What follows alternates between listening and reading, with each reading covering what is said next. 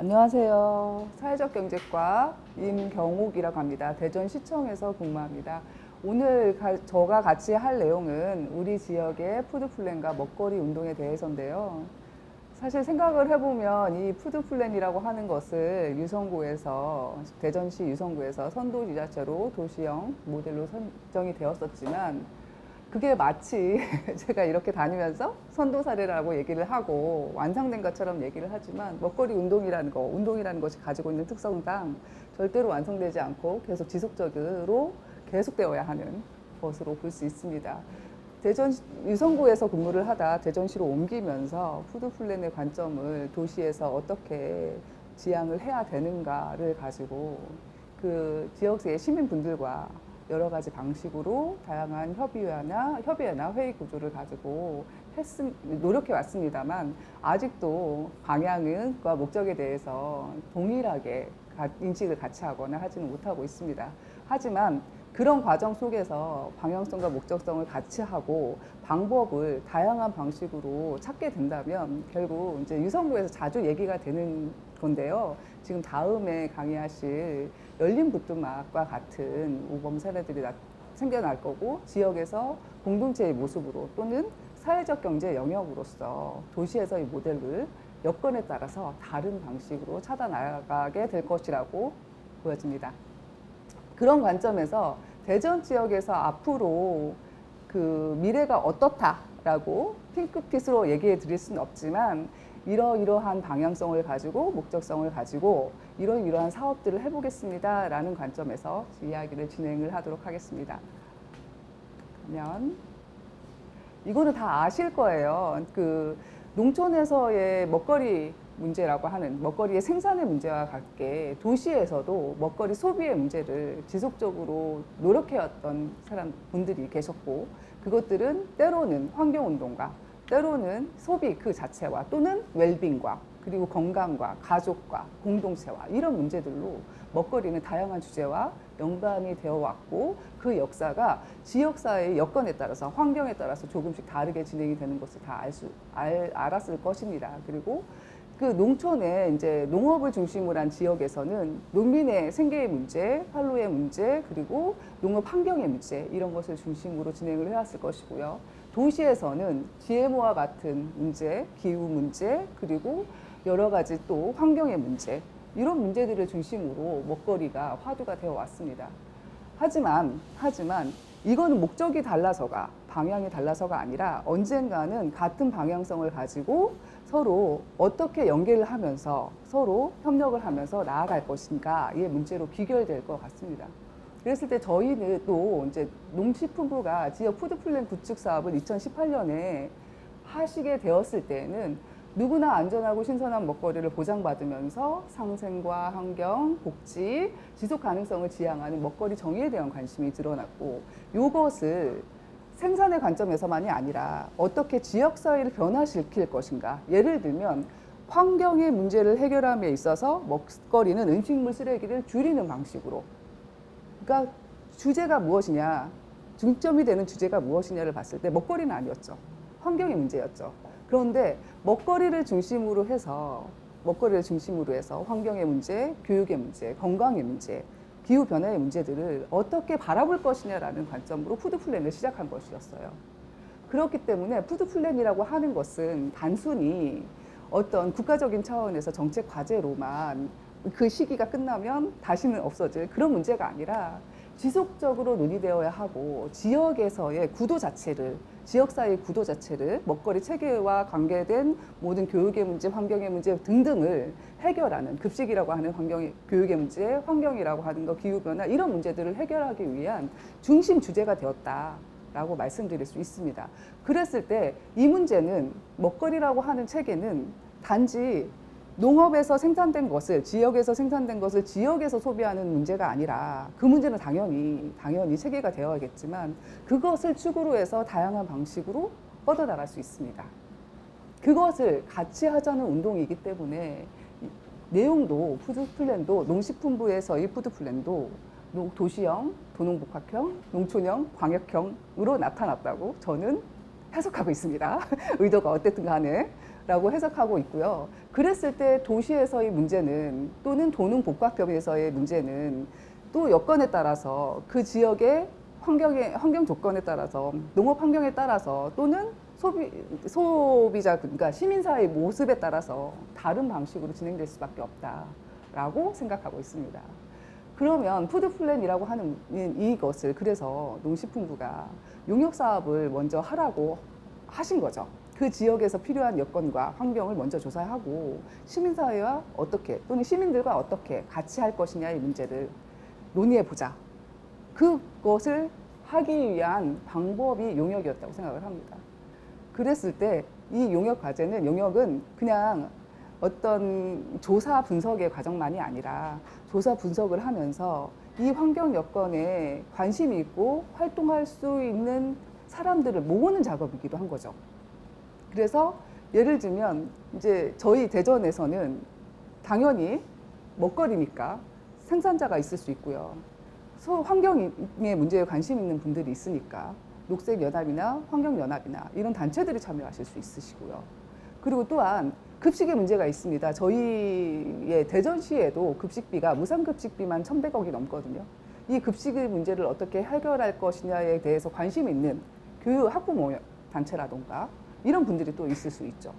그리고 또 이러한 사회적 경제 쪽에서도 이 연륜부뚜막과 같은 취약계층의 먹거리 문제라던가 아니면 공동체 부업과 같은 도시에서의 그 공동체가 이제 위기를 겪고 있는데 그거를 다시 복원시키는 방법으로서의 하나의 사회적 경제 분야에서 관심 있는 먹거리, 식품의 문제, 유통의 문제 또는 이런 공동체의 문제 이거에 관심 있는 사회적 경제 분야에서도 참여하실 수 있고요. 그리고 또 마을 단위로는 주민 모임 그리고 요즘엔 또 주민자치회들을 다시 활성화하기 위한 노력들을 이 정부가 하고 있는데요. 주민자치회에서도 그런 먹거리 문제에 대해서 논의가 될 수가 있죠. 그분들이 활동하실 수 있죠. 그런 분들을 모으는 문제. 그리고 예를 들면 농촌 단위에서는 또 이제 경로당을 중심으로 한 마을회관을 중심으로 한 먹거리 얘기들을 할 수가 있겠죠. 최근에 이제 뭐 기본소득, 농촌의 농민수당 같은 것들도 얘기가 되고 기본소득의 관점으로 얘기가 많이 되고 있는데 이를테면 그 문제를 공동 수확해서 공동 분배하는 방식으로 어떻게 할 건가 고민했을 때 최근에 제가 기사로 봤는데 장고도에서 수확되는 모든 수산물을 공동 분배하는 방식으로 했을 때 공동 수확하고 공동 분배하는 방식으로 직영체계로 다 돌린 거예요. 해삼을 수확하는 거, 전복을 수확하는 거, 바지락을 수확하는 것으로. 그래서 1년 동안 한 분당 마을 75가구에 한 분당 1,000만 원 이상의 소득이 돌아갔다라는 것을 기사를 본 적이 있었어요. 그러니까 그 여건에 따라서 환경 여건에 따라서 어떤 사람들이 이 먹거리 운동에 중점을 두고 먹거리라고 하는 것을 중점을 두고 어떤 진영들이 어떤 분야들이 모일 건가에 대한 내용들을 용역을 하시면서 하시는 거라고 저는 생각을 했었습니다. 그래서 물론 이제 저희가 이제 유성구에서 했을 때에도 그렇게 진행을 했었고 유성구에 있을 때도 대전에 왔을 때에도 대전시청에서 근무하게 됐을 때에도 제일 먼저 한 것이 그런 내용들이었고 그래서 먹거리 네트워크에 들어와 계신 분들과 이야기를 나누면서 먹거리 선포식을 같이 하는 것들을 고민을 했었고 물론 제가 좀 잘못한 부분들이 있고 행정 부분에서 좀 놓친 것들이 있고 지역에서 아직 이런 것들까지는 고민하지 않았던 부분들이 있고 그것들을 계속해서 도킹을 시키면서 연계하면서 범위를 넓히고 공감대를 형성하고 이해를 시키고 이런 과정들이 필요한 것 같아요. 그런데 이 도시형, 도농복합형, 농촌형, 광역형에 따라서 그게 다 다르기 때문에 우리는 일단 생산자를 모으겠어. 그리고 일단 도시에서 먹거리 운동을 생협들이 하니까 아이쿱 생산자다, 아이쿱 소비자나 아니면 한살림 운동을 하시는 분들이나 이런 사람들을 먼저 모으는 것으로는 해결이 안 되는 부분들이 분명히 있더라라고 여건에 따라서 이거는 다시 한번 말씀드리고 나중에 추후에 다시 한번 말씀드리고 하겠습니다. 그래서 지역 푸드 플랜은 여건에 따라 다르게 진행되어야 한다라는 것이 첫 번째 전제 조건이 되어야 한다. 그래서 다시 조사를 한다는 것은 생산 여건만 소비가 얼만큼 되고 얼마나 유통되는 거냐 또는 지역의 전통시장이 몇 개 있고 점포가 몇 개 있고 이게 중요한 게 아니라 이거를 변화시키는 관점 상생과 환경과 복지 지속 가능성을 지향하는 먹거리 요거를 같이 하고 싶어 하는 사람들이 누구일 것이냐, 참여할 수 있는 사람들이 단체나 기업이나 법인이나 또는 시민이나 아이들이나 누구일 것이냐라는 문제를 먼저 고민하셔야 된다라고 생각을 합니다. 그런데 대전에서는 그래서 이런 구도에서 이렇게 변하는 과정들을 가지고 계신데요. 이게 농식품부에서 2018년에 푸드 플랜을 얘기할 때 나왔던 도식화된 그림인데 이거 굉장히 잘 돼 있죠. 이 시장입니다. 근데 이 시장으로 변화시키는 노력을 합니다. 근데 이게 너무 쉬울 것 같다는 생각이 드는 거예요. 어느 순간에 이 그림이 너무 익숙해가지고. 근데 여기에서 이렇게 완벽하게 지향해서 도달한 지역, 지자체는 사실 제가 볼 때 없습니다. 맞나요? 없는 것 같습니다. 근데 대전은 지금 현재 가장 관심이 있고 이슈화 된 게 이겁니다. 학교급식, 공공급식. 이게 오래된 수건이어서 그런 것 같아요. 대전에서 먹거리, 그러면 공공에서의 먹거리 분야라고 하면 급식밖에 떠오르지 않는 구도가 언제부터 그렇게 됐는지는 모르겠지만 이게 가장 큰 이슈고요.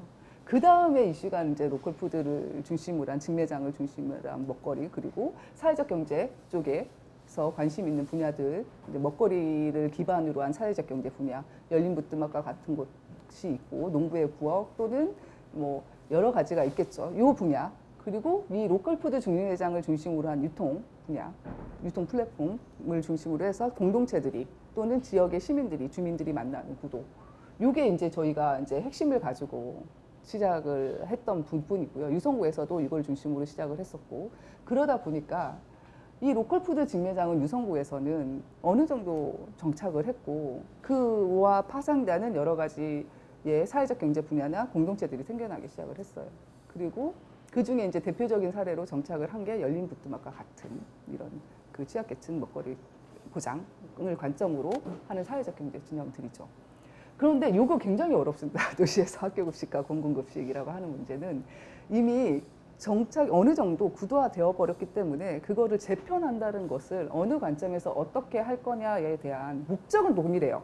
건강하고 안전하게 생산된 농산물을 지역의 시민들이, 지역의 아동들이 먹을 수 있는 기회를 주자. 그것의 방법은 근데 학교 급식이 체계가 경북도 다르고요. 경남도 체계가 다르고요. 서울, 경기는 또 다릅니다.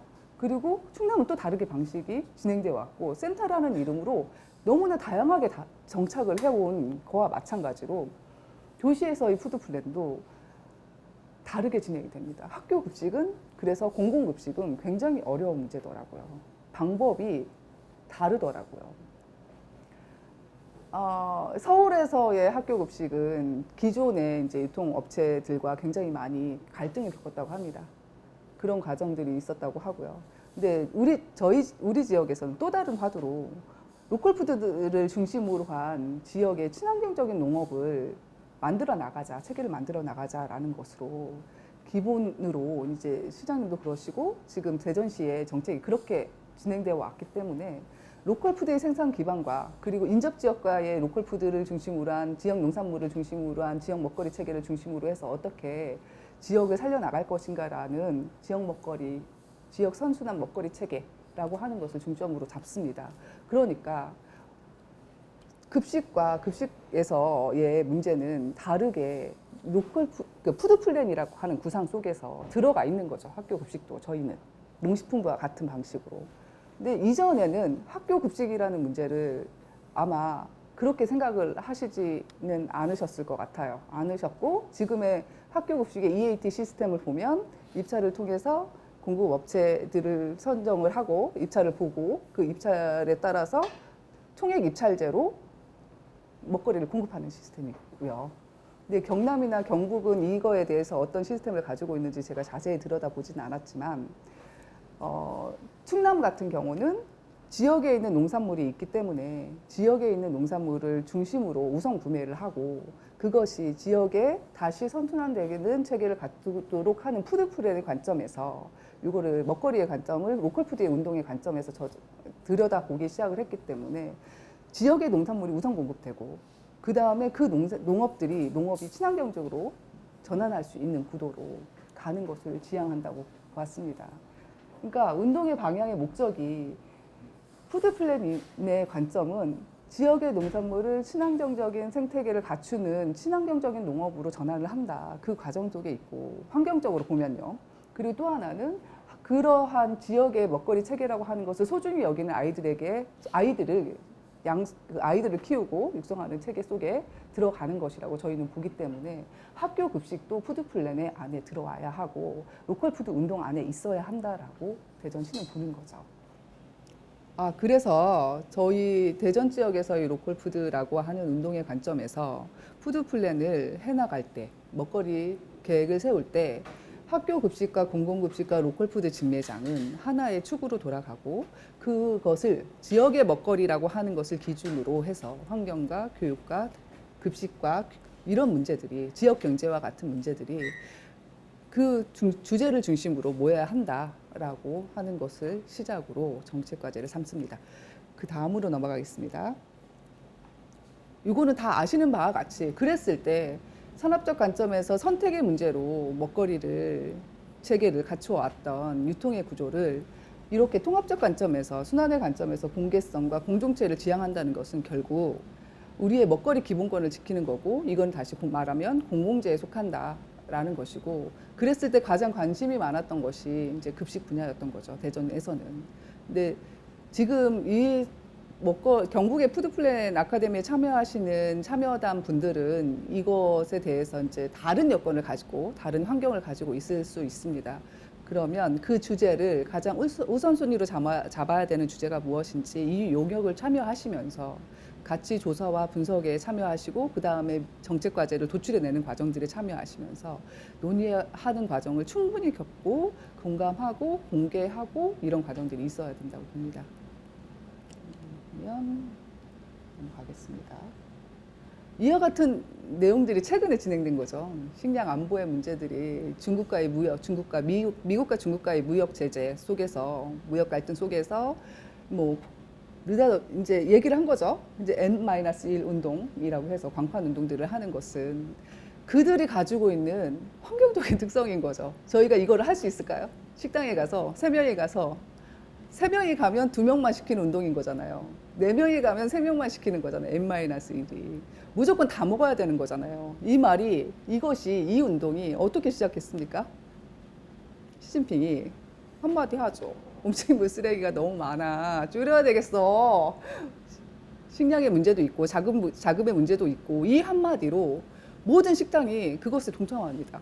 우리 그럴 수 있을까요? 우리의 국민성이 굉장히 훌륭하긴 하지만 그런 건데 우리가 그런 구조로 갈 수 있을까요? 우리는 그런 구조로 가기에는 다른 환경과 여건을 가지고 있는 거죠. 그러면 우리의 운동은 어때야 되는가를 생각을 해보면 이때 아까 말했던 누구나 접근 가능하다라고 하는 커먼즈라고 하는 관점이 다시 말하면 요즘에 시민권이라고 얘기를 많이 하세요.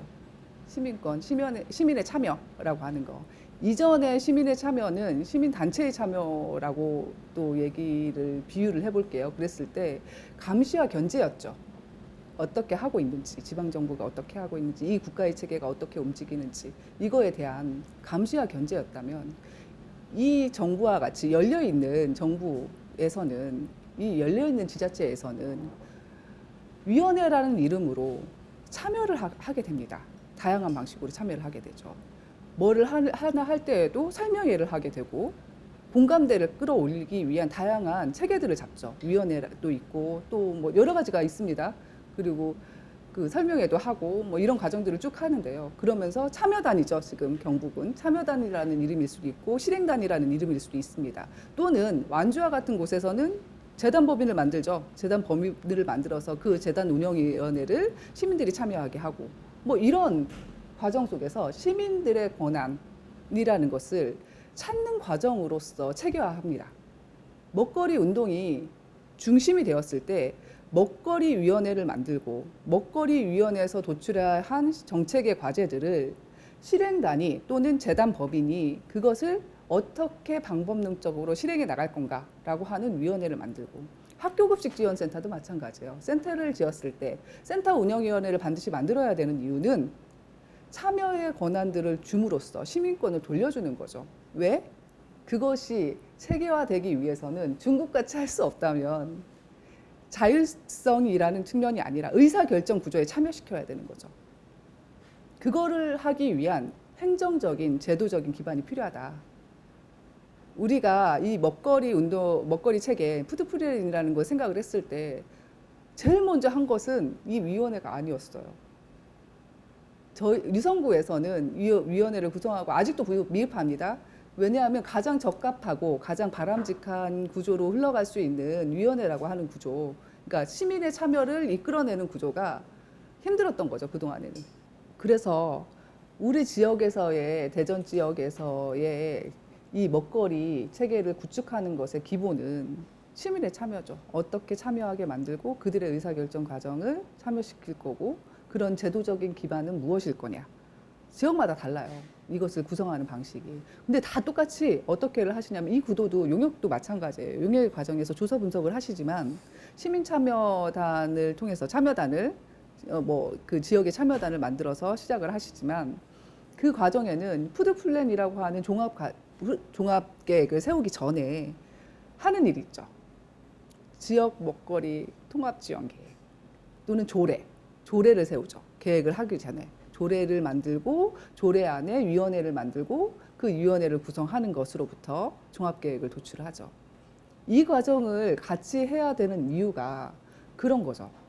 우리가 뭔가 이 먹거리 체계의 핵심은 활동을 중심으로 오거든요. 먹거리 유통이라는 것의 체계를 변화시키는 것으로 시작을 해서 그냥 단순히 인프라를 구축하는 것으로 끝나지 않아요. 그 다음에 후속 조치들이 그 다음에 있어서는 이 인프라는 또 다른 갈등의 소재가 돼요. 왜냐하면 공감과 이해가 충분히 되지 않았어요. 이 기존에 참여하시는 분들이 너무 많죠. 유통업체 또 있으시고, 생산자도 기존에 뭔가를 이미 하고 있었고, 또 시민 내 먹거리 운동도, 생협 운동도 이미 뭔가를 하고 있었고, 뭔가를 하고 있었던 먹거리에 대해서 관심이 늘 있어 왔기 때문에, 생활에 공동체에 관심이 있었던 것처럼 늘 있어 왔기 때문에 기존에 이것을 관심 있게 바라보고 연구하고 노력해왔던 사람들이 있는 거예요. 그 사람들에 대한 공감과 이해를 먼저 끌어내는 것이 가장 핵심이시고, 그러려고 하면 이 작업 중에 참여단의 역할이 굉장히 중요하시다라고 말씀드릴 수 있고요. 대전도 그런 노력들을 하기 위해서 먹거리 선포식이라는 것을 하기 전까지 이런 활동들을 해오고, 이런 사람들을, 이런 단체들을, 법인들을, 기업들을 같이 하는 과정들을 충분히 했다고 저는 자신을 합니다만, 충분히 아직도 안 됐어요. 이런 과정들이 있었고, 그런 과정 중에서 내가 관심 있는 먹거리에 참여하지만 관심 있는 분야가 다 달라요. 어떤 분들은 이렇게 자치분권, 주민자치에 관심이 있습니다. 어떤 분들은 도시재생에 관심이 있습니다. 어떤 분들은 환경의 문제, 어떤 분들은 지역경제 활성화, 전통시장을 다시 살리는 거, 소상공인 살리는 거, 이런 것들에 관심이 있습니다. 어떤 분들은 건강이라고 하는 문제에 관심이 많습니다. 그래서 복지라고 하는 문제, 취약계층 먹거리라고 하는 문제, 이 문제를 전환하자고 말씀하시는 분들이 있습니다. 이것들의 과제가 먹거리 과제로 들어와야 됩니다. 그래야 다각적이고 다양한 부분으로 성장할 수 있게 됩니다. 지역에서. 저는 이렇게 생각을 하고요. 그러니까 외국의 사례에도 먹거리 운동의 핵심을 위원회라고 보았던 거죠. 위원회를 어떻게 구성할 거냐. 근데 우리가 거버넌스라는 이름으로 어떤 조례를 만들면 다 위원회가 있습니다. 요즘은. 무슨 주민자치 지원에 관한 조례를 만들어도, 공동체 활성화에 관한 조례를 만들어도 위원회가 다 있어요. 근데 그 위원회가 제대로 역할을 하기 위한 방법은 무엇일까라는 것을 고민해 주셔야 됩니다. 참여단이 고민이에요. 그거는. 행정에서 할 고민은 이었으면 좋겠지만, 행정적인 기반을 만들어주는 것 외에 이것의 역할은 시민 참여단에게 있다라고 저는 보고요. 그리고 결국 이 계획이, 푸드 플랜이 완성되고, 이제 연구 용역이죠. 연구 용역이 끝나고 조례가 만들어지고 위원회가 구성될 때에는 이런 위원회가 그 과정 전반을 참여할 수 있는 제도적인 기반을 만드는 일을 계속해서 요구를 하셔야 된다. 그리고 그 역할에 행정이 적극적으로 참여를 해주셔야 된다라고 생각을 합니다. 그런데 적극적으로 참여를 하도록 기반을 행정이 만들어지려고 하면 아시죠? 우리 너무나 갈등이 많으면 헷갈려합니다. 이것들이 행정은 누구에게나 좋은 시스템을 만드는 누구에게나 공감되는 시스템을 만드는 것에 집중을 하시지 안 그러면 기다리셔야 되는 거죠. 기다렸다가 어느 정도의 공감대가 형성될 때까지 기다렸다가 어떤 제도적인 기반이나 이런 것들을 만들어 주실 수는 있어도 만들거나 그것을 절차상으로 같이 해줄 수 있어도 그렇다고 저는 생각합니다. 근데 이거를 행정이 조율하면서 갈등들을 조율하면서 우선 과제들을 먼저 이거부터 하도록 진두지휘하면서 하지 않습니다. 그렇죠? 대전 지역에 다양한 상생 모델이 있었습니다. 이와 같은 이 모델들은 사실 유성구를 중심으로 한 모델이고 5개 구로 확대될 때까지는 더 많은 시간이 소요가 될 것 같습니다. 지금 뭐 예를 들면 로컬푸드 쟁매장을 예를 들어 보자면 유성구에 집중되어 있고요. 지금 다른 구에도 하나 둘씩 내년부터는 생겨날 건데 서구에서도 저희가 5개 구가 있거든요. 서구, 유성구, 대덕구, 동구, 중구 이렇게가 있는데요. 각각의 최소한 1개의 매장들이 있어서 그 매장에서 공동체를 만들어내가고 커뮤니티를 같이 할 수 있는 의사소통을 하면서 정책 과제를 도출해낼 수 있는 끊임없이 이 지속 가능한 과제에 참여하는 참여단들이 있어야 된다고 저는 생각을 합니다. 그래서 결국 주체가 누구일 거냐의 문제인 거예요. 푸드플랜은. 도시에서의 주체는 저는 아직도 그거를 잘 하진 못하지만 이렇게 시민이 주체가 되어야 된다는 것에 대해서는 이견이 없습니다. 당연히 그래야 되는데 이 시민들이 누구일 거냐, 어떤 분야의 시민일 거냐라고 하는 것은 여건에 따라 다르다고 생각합니다. 그리고 그것을 통해서 도달해야 되는 점은 커뮤니티 푸드 시스템을 통해서 시민 소유의 커뮤니티 먹거리 시스템을 만드는 것이고요.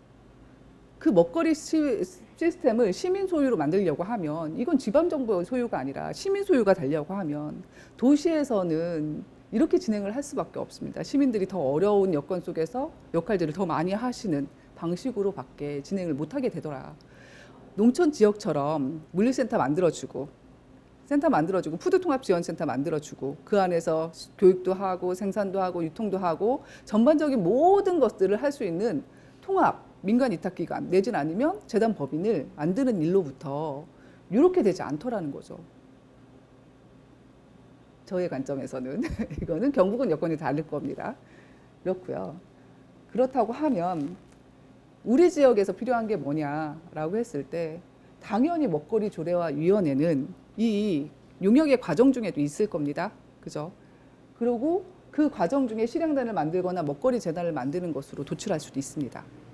이 먹거리 재단이 운영하는 통합지원센터나 식센터 이런 것들도 만들 수가 있죠. 식센터는 식생활교육센터 같은 그런 것들도 만들 수 있지만 경북의 역할은 또한 광역과 시군 간의 협력 체계를 어떻게 구축할 것인가의 문제도 굉장히 중요합니다. 예를 들어 볼게요. 급식센터를 경북에서 어느 시군이 하려고 해요. 그리고 어느 시군에서는 직매장을 하려고 해요. 어느 시군에서는 마을 밥상을 하고 싶어 해요. 그런데 경북이 다 급식센터를 하라고 해요. 이러면 안 된다는 거죠. 이러면 안 되지 않을까요? 경북은 이런 시군들이 해야 되는 역할이 그리고 그들의 역량이 어느 정도에 도달했는가를 파악하고 그들에게 좀 더 선택과 자율성을 줘야 되고 하지만 그쪽의 지자체의 여건이 다 고르게 균형 있게 지원을 해주고 싶지만 대개는 한두 시군만 열심히 하고자 할 거예요. 의지를 가지고. 그러면 거기를 집중을 하세요. 제 생각은 그렇습니다. 아직까지도 저는 균형 있는 대전 지역의 동사 간의 격차가 심각하다고는 하고 그렇기 때문에 균형 있는 성장과 발전을 저희도 생각하고는 있지만 우선 지원을 해주는 것이 필요하다. 그리고 광역은 어떤 하나의 지침을 가지고 하나로 시달되는 내용으로 협력 체계를 구축하면 안 된다라고 말씀드리고 싶습니다. 그리고 그 과정에서는 어떤 시구는 따라오기도 하고 어떻게 그 자율권을 줬을 때 계획조차 세우지 못하고 무엇을 어떻게 해야 될지 못하고 초점도 못 잡으시는 지자체가 분명히 있을 거예요. 그죠? 뭐 어떤 예를 들면 구미나 이런 데들은 막 열심히 해요. 근데 포항은 안 해요. 그리고 돈은 똑같이 내려갔어요. n분의 1로. 그죠? 이거 똑같이 예를 들면 똑같이 지원을 해줬어요. 하지만 다르게 써요.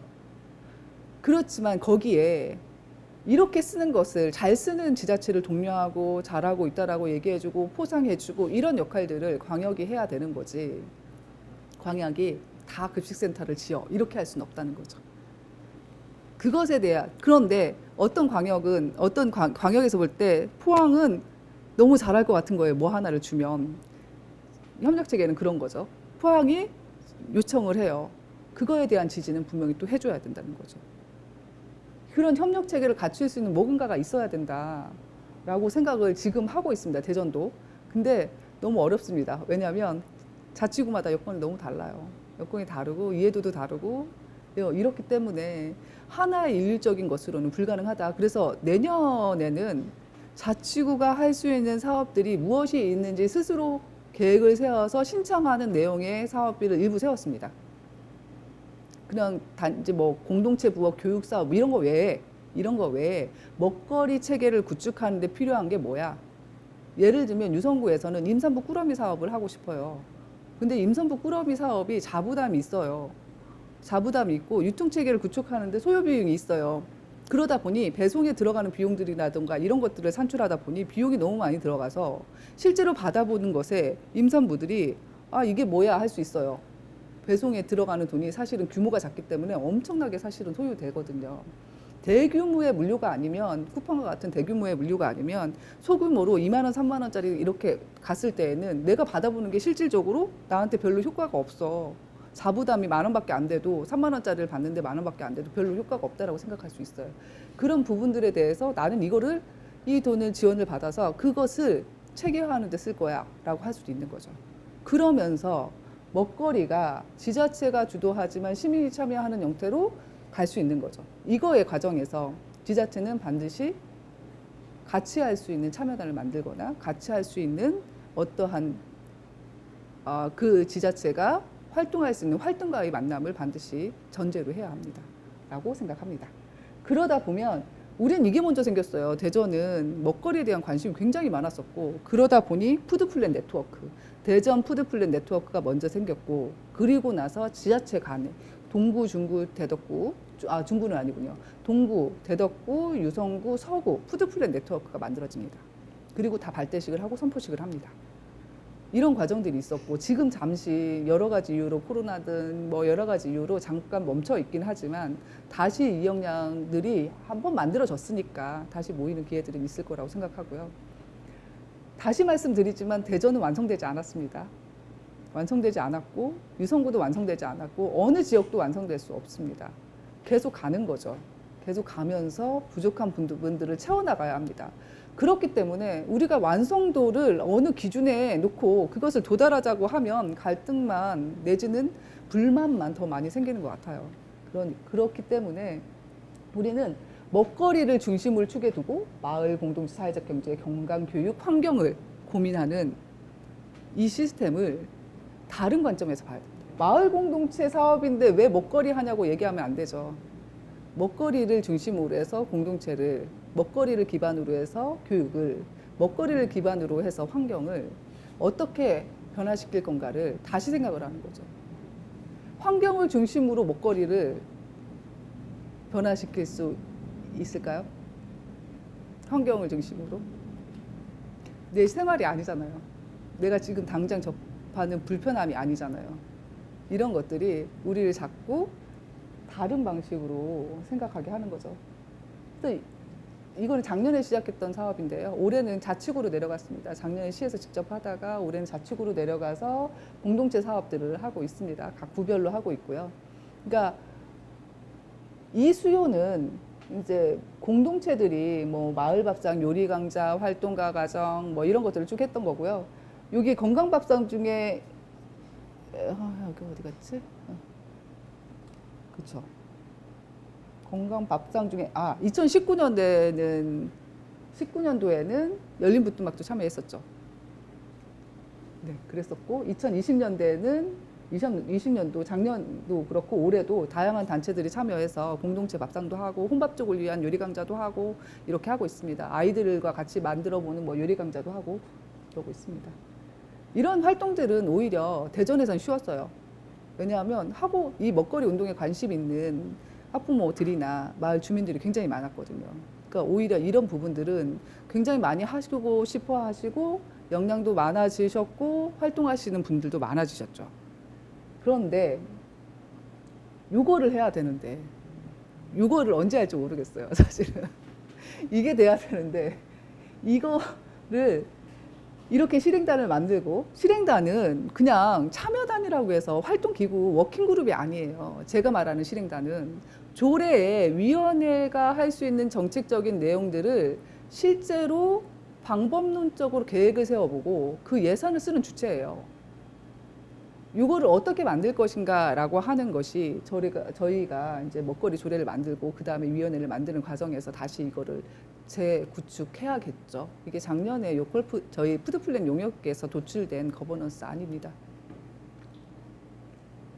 그래서 이와 같은 그래서 행정적이고 재정적인 준비가 필요하고, 그렇지만 무엇보다도 자치구와 민간 역량을 키우는 것이 경북도의 역할이고, 그 자치구의 민간 역량을 어떻게 키울 건가를 중심으로 이 용역을 참여해 주셨으면 좋겠고, 그랬을 때 학교 급식 기획 생산 뭐 이런 것들의 주체들을 하나씩 만들어 나갈 수 있는 거고, 이 주체들은 이 거버넌스 체계 안에서 나와야 돼요. 입찰을 봐서 결정하고 뭐 센터 운영위원회를 통해서 결정하고 이런 것들이 법적으로 굉장히 유효한 것처럼 느껴지고 투명한 것처럼 느껴지고, 맞습니다. 투명하고 유효하죠. 공감대라고 하는 것은 또 달라요. 누가 하느냐, 결국 이 로컬푸드 직매장 누가 민간 위탁 받았어? 이거는 또 다른 문제죠. 이런 것들의 논의가 실제로 이런 거버넌스 안에서 논의가 돼야 된다는 거죠. 이번에 행정에서 어디 지역에 로컬푸드 직매장을 만든데 누가 할 것 같아? 라는 논의가 공개적으로 돼야 된다고 생각합니다. 저는. 근데 절차는 분명히 있죠. 민간 위탁 동의를 받는 절차가 있을 거고, 그리고 보조사업자를 선정하는 절차가 있는 것과는 별개로 누가 받았으면 좋겠어? 라고 하는 이런 것들을 실행기구에서 논의가 될 수 있어야 된다고 생각합니다. 그게 진정한 의사결정 구조에 시민들이 참여하는 형태라고 보고요. 예, 이런 것도 해보려고 했었죠. 이런 것들이 아니었고요. 이런 것도 해보려고 했었고, 지금 저희가 이게 이제 어린이집 유치원에 어린이집 유치원에 로컬푸드를 공급하는 사업을 하고 있습니다. 이 공급하기 전에 저희가 절차를 만든 것이 인증제도를 만들었고요. 대전 지역에서 생산되는 농산물을 한박가득이라고 하는 인증을 붙이는데, 생산 단계에서 농업기술센터에서 검사를 합니다. 그래서 잔류농약이 2분의 1 제초제를 사용하지 않고 친환경적으로 생산한 농산물을 어린이집 유치원에 공급하는 거죠. 그랬을 때 누가 공급을 하냐라고 하면 여기 공급 대행 업체가 있습니다. 근데 이 공급 대행 업체는 생산자로부터 식재료를 사는 구조가 아니라 기획생산센터가 어떤 물건을 생산할지에 대해서 생산자들한테 다 알려주고요. 어린이집 유치원에 필요한 필수 식재료가 20품목 정도가 있으면 그 20품목 정도를 생산자 배분을 해줍니다. 배정을 합니다. 그리고 생산자가 동의하고 참여하겠다. 그리고 생산자 협의회라고 하는 연합회라고 하는 단체에서 그러면 누구누구 생산자는 몇 월에 표고를 공급하고 누구누구는 물을 공급하고 이 과정들을 절차를 거칩니다. 그래서 2월에 그게 확정이 되면 4월부터 공급대행 업체가 생산자로부터 물건을 받아서 그대로 어린이집 유치원에 공급을 해주는데, 이때 어린이급식관리지원센터가 한 달 전에 식단을 반영을 해줍니다. 지역의 생산 품목을 반영을 해주면 그때 들어오는 월요일에 물을 받았어. 그럼 화요일 식단에 이미 들어가 있는 거죠. 그러면 그걸 사용해서 지역의 식재료를 사용해서 식재료를 아이들에게 요리를 해서 공급하게 되는 거죠. 그리고 이제 이런 구조를 만드는데 굉장히 사실은 어려웠습니다. 어린이급식관리지원센터는 영양 선생님들이 가지고 있는 식단 구성의 자율성이라는 게 있잖아요. 그거를 포기하기 굉장히 어려우셨지만 참여해 주셨고, 어린이집 사립 유치원은 내가 돈을 받아서 보조금으로 나오면 시장에도 사 먹고 마트에서도 사 먹고 또는 이제 생협으로부터도 사고 아니면 또 공급업체로 급식 업체들이죠. 이렇게 자유롭게 받았던 것을 이렇게 그냥 꾸러미로 띡 갖다 주니까 불편해 하셨던 점이 있었지만 지금은 많이 참여해 주시고 그래도 만족도가 80% 정도는 도달을 하고 있습니다. 이런 구조가 다른 지역에서 이거를 하려고 하면 이거는 좀 자랑할 만합니다. 왜냐하면 다른 지역에서 이거를 하려고 하면 푸드통합지원센터가 있고 재단이 있어야지 이걸 했죠. 아닌가요? 학교급식 센터가 있어야지 이걸 했었는데 저희는 행정이 지역의 거버넌스와 충분히 논의를 했다라고 할 수는 없지만 행정이 지역의 기존의 체계를 그대로 활용을 해서 시스템을 만들었고 그 시스템에 들어가는 비용도 최저 비용으로 들어갔다라고 저는 좀 자신을 하고 생산자 분들도 공급가에 대해서 충분히 만족하고 있고요. 이런 구도가 되었습니다. 근데 여기는 좀 더 이해가 필요하고 공감도 들어가고 이런 과정들이 좀 더 필요할 것 같긴 해요. 그래서 항상 만날 수 있고 항상 논의될 수 있는 민간 행정 협의 기구가 있어야 됩니다. 그래서 이렇게 만들었었고요. 2021년에는 지자체 직영 또는 백화점 아울렛의 샵인샵 지금 로컬푸드 직매장이 여러 곳에 있는데요. 유성구에서 4곳이 있고 서구에도 백화점 내에 하나 들어갈 것 같고 그리고 사업자 선정을 이번 달에 하게 됩니다. 그리고 내년에 로컬푸드 직매장을 2개소 정도 설치를 하려고 생각은 하고 있습니다. 그리고 예산 신청을 해둔 상태고요. 다 아시다시피 직매장 설치 지원 사업 농식품부 사업에 이제 3개소를 설치하겠다고 공모 신청을 해놓은 상태고 저희 예산 반영을 해놓은 상황입니다. 다 선정되면 좋겠고요. 그런 상황이고 그리고 한살림이라고 하는 생협도 참여를 하셔서 샵인샵 형태의 매대 지원 사업들을 했고요. 11월경이나 12월쯤에는 한살림 친환경 매장 안에 지역의 농가들의 물품을 진열해두는 전용 매대가 설치가 될 것으로 보입니다.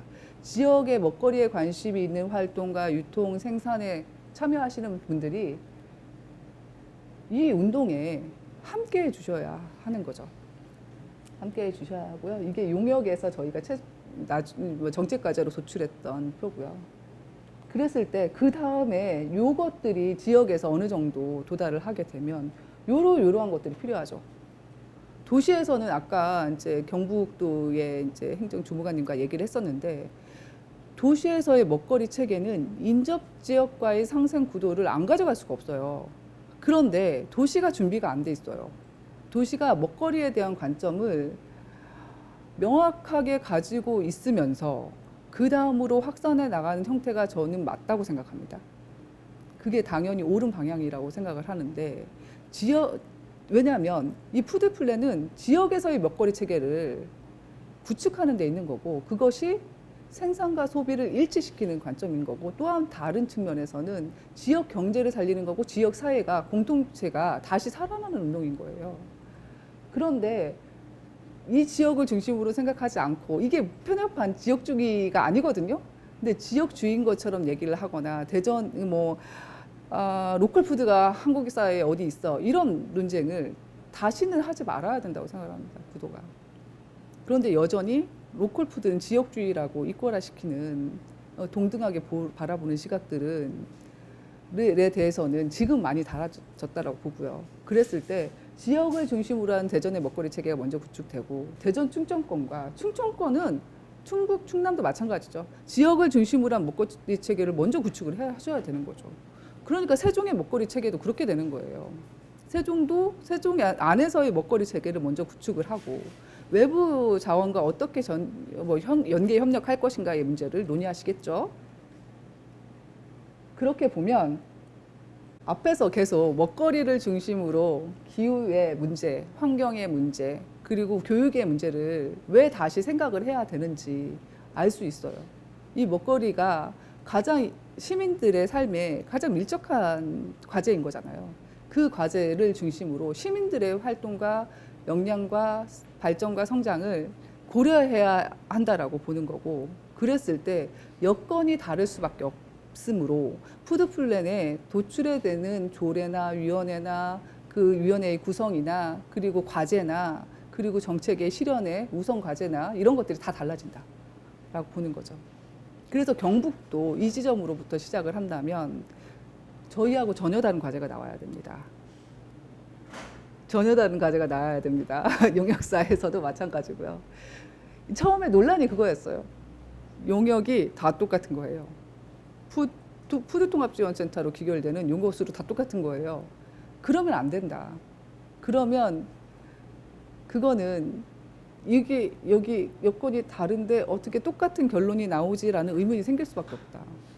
경북도는 경북도의 여건이 다릅니다.